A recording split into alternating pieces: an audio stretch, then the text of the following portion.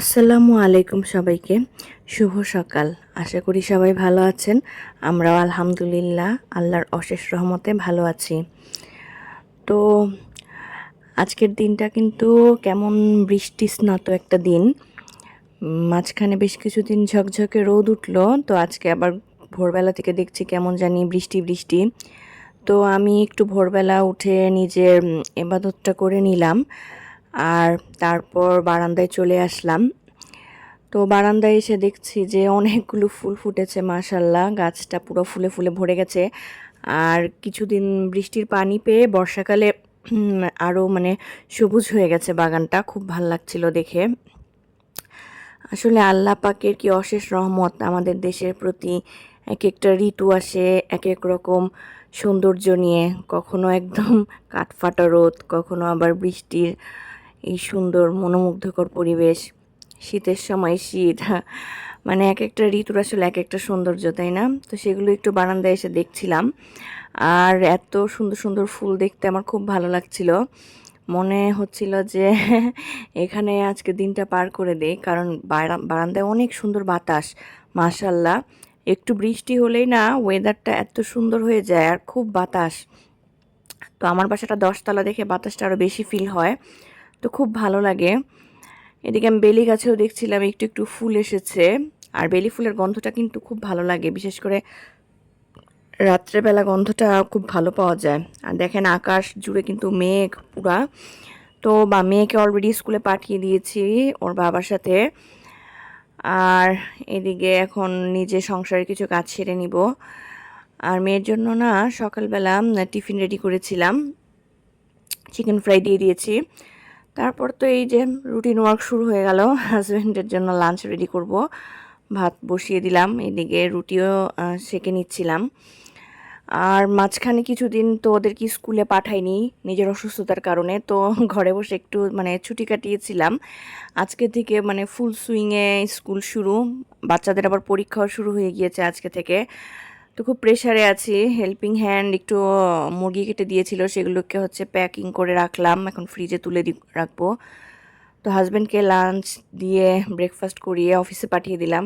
এখন একটু নিজের চা খাবো। আজকে নতুন একটা বিস্কিটের প্যাকেট খুলেছি, এটা একটা সল্টি বিস্কিট। এই বিস্কিটটা খেতে না আমার কাছে খুব ভালো লাগে, একদম মুচমুচে আর কেমন একটা সল্টি সল্টি টেস্ট, বেশ মানে অন্যরকম লাগে। তো এটাই আজকে খুললাম। আমার আবার মনে হয় যে এক এক দিনে এক এক রকম বিস্কিট দিয়ে চা খেতে ইচ্ছে করে, কখনো বাখরখানি, কখনো এক এক রকম বিস্কিট। তো বাখরখানিটা না শেষ হয়ে গেছে। আমার হাজব্যান্ডকে আজকে আমি বলবো যে অফিস থেকে আসার সময় জানি বাখরখানিটা নিয়ে আসে, কারণ বাখরখানি দিয়ে খেতে আমার সবচেয়ে বেশি ভালো লাগে চাটা। এদিকে দেখেন আমার শ্বশুরবাড়ি থেকে কাঁঠাল পাঠিয়েছে, আমার ছেলের কাঁঠালটা বেশ পছন্দ, তো দুটো কাঁঠাল পাঠিয়েছে। তারপর দুপুরে রান্না বান্না, মাঝখানে কিন্তু অনেকগুলো কাজ করে নিয়েছিলাম। স্কুল থেকে বাচ্চাকে নিয়ে এসেছি, দিয়ে এসেছি, ঘরটর গুছিয়ে নিয়েছি। আজকে ছোট মাছের চচ্চড়ি করেছি আর চাল কুমড়ার ভাজি। এই মাছের চচ্চড়িটা না আমি একদম হাতে মাখিয়েই করে নিয়েছি। তো রান্নাবান্না শেষ করে কিচেনটাকে একদম ক্লিন করে নিলাম, কারণ এখন আবার শাওয়ার নিয়ে যেতে হবে ছেলেকে আনতে। মানে কাজের আর কি একটার পর একটা সিরিয়াল থাকেই। তো সপ্তাহে না এই রবি থেকে বৃহস্পতি এভাবেই আর কি কেটে যায়। আমি অন্যদিকে খুব একটা ফোকাস করতে পারি না, ওই বারবার স্কুলে আর কি যাওয়া আসা, মাঝখানে টুকটাক সংসারের যেটুক কাজ হয় সেটুকুই। মানে রান্না বান্নাও খুব স্পেশাল কিছু করতে পারি না। আর দেখেন ওরা ভাত খাওয়া দাওয়া করে দুইজন কেমন দুষ্টুমি করছে। মেয়ে আর কি ভিডিও করে দিচ্ছে আর ছেলে দুষ্টুমি করছে। তো বিকালের দিকে একটু ছাদে উঠেছিলাম। বিকালে তো দেখছি বেশ মানে বৃষ্টিটা কমে গিয়ে একটু রোদ রোদ উঠেছে। তো রোদ উঠলে না আবার বৃষ্টি শেষে খুব কড়া একটা রোদ লাগে, মানে গায়ের মধ্যে একদম লেগে যায়, এরকম একটা অবস্থা। ছাদে উঠে একটু গাছপালা ঘুরে ঘুরে দেখছিলাম এরকম। আসলে গাছপালা থাকলে না মানে দেখতে একটু অন্যরকম লাগে সব কিছুই, তাই না? খুব ভালো লাগে। কি সুন্দর সুন্দর ফুল, ফুলের সৌন্দর্যটাই আসলে অন্যরকম। আমার তো খুব ভালো লাগে ফুল দেখতে, গাছ দেখতে, প্রকৃতি দেখতে। তো ঢাকা শহরে তো আসলে সেই সুযোগ খুব একটা নেই, চারিদিকে শুধু বিল্ডিং আর বিল্ডিং। তার মধ্যে আর কি যতটুকু পারা যায় সবুজ খুঁজে খুঁজে দেখতে ইচ্ছে করে। আর বাচ্চাদেরও জন্য কিন্তু হচ্ছে সবুজের দিকে তাকিয়ে থাকাটা চোখের জন্য বেশ উপকার। তো মেয়েকেও সাথে করে নিয়ে গিয়েছিলাম, মেয়ে আবার দাঁড়িয়ে দাঁড়িয়ে দেখছে সব কিছু। আর এইদিকে তো আমি একটু হাঁটাহাঁটি করছিলাম। আসলে না আমার একদমই হাঁটাহাঁটি করাই হয় না ঘরের ভিতর শুধু যেটুকু হাঁটাচলা করা, কিন্তু আসলে সবারই কিন্তু হাঁটাটা স্বাস্থ্যের জন্য জরুরি, কিন্তু আসলে ঠিক একটা আমি সময় করে উঠতে পারি না। তো সে কারণেই মাঝে মাঝে মনে হয় যে আমি একটু সময় করে হাঁটাহাঁটি করি, কিন্তু সেই সময়টা আর হয়ে ওঠে না। আর সন্ধ্যায় না বাচ্চাদেরকে একটু নাস্তা দিলাম, এটা হচ্ছে যে বাকলাভা, টার্কিশ একটা ডেজার্ট। কিন্তু আমার কাছে না, জানি না, এটা আমার হাজব্যান্ড কিনেছিল যেখান থেকে, খুব একটা টেস্টি লাগেনি। আমি মনে করেছিলাম বাকলাভা খেতে মনে হয় অনেক টেস্টি, সেরকম কিছু মনে হয়নি খেয়ে তো আপনাদের কেমন লাগে খেতে জানাবেন।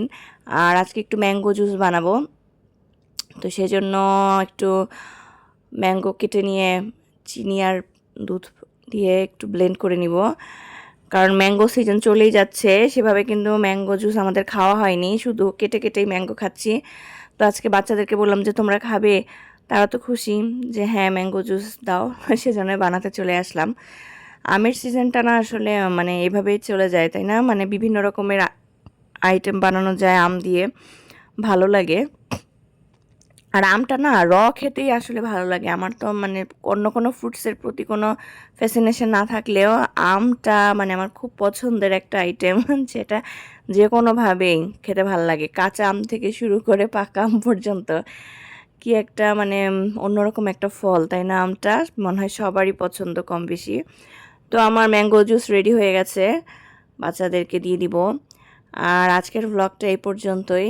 ভালো থাকবেন সবাই, আর আমার চ্যানেলটা ভালো লাগলে একটা লাইক দিয়ে সাবস্ক্রাইব করে ফেলবেন। ধন্যবাদ সবাইকে।